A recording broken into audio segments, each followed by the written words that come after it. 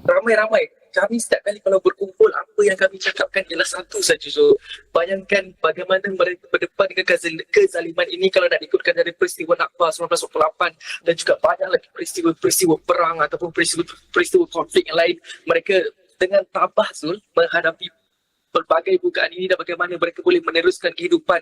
Kita tahu tanpa keperluan asas, tanpa hospital untuk mendapatkan rawatan dan perubatan. Jadi apalah sangat sekiranya kami bersolidariti untuk meneruskan agenda yang telah diatur oleh gelombang pertama Freedom Flotilla Coalition menerusi Global Smooth Flotilla dan kami yang ketiga ini.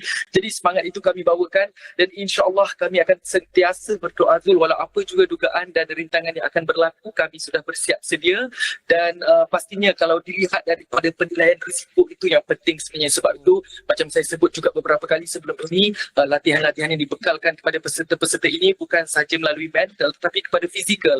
Bagaimana kita harus bertindak sekiranya kapal mula diserang, bagaimana kita harus lakukan sekiranya salah seorang daripada kita diprovok, dan bagaimana apa yang harus kita lakukan dari segi aspek fizikal sekiranya salah seorang daripada teman kita dipukul dan diperlakukan dengan keadaan yang mungkin tidak boleh dijangka oleh kita sendiri.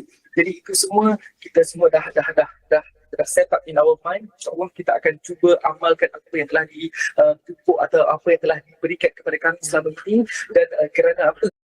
Kerana penilaian risiko ini sangat penting Zul. Satu perkara kesilapan yang dilakukan oleh peserta ataupun aktivis yang terlibat dalam misi ini sekiranya berlaku sebarang provokasi, sebarang ancaman dan juga apa je ancaman yang berlaku, ia akan merosakkan atau ia akan mengundang perkara yang lebih parah Zul.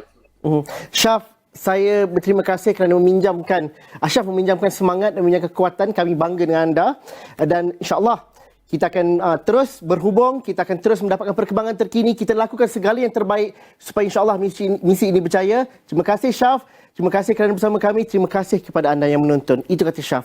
Beliau melakukan apa sahaja supaya kita dapat menyebarluaskan dan juga dapat memberikan gambaran dan juga naratif yang sebenar mengenai apa yang berlaku di Gaza dan juga bersama-sama dalam flotilla ini dan juga dalam misi ini. Tugas kita tidak selesai, tugas kita banyak lagi dapat dilakukan dan kami juga akan bersiaran langsung pada jam 11 malam nanti dan sentiasa akan memberikan perkembangan terkini dari masa ke masa, baik dari Istanbul dan juga di tengah Laut Mediterranean. Assalamualaikum, salam sejahtera. Kita jumpa lagi.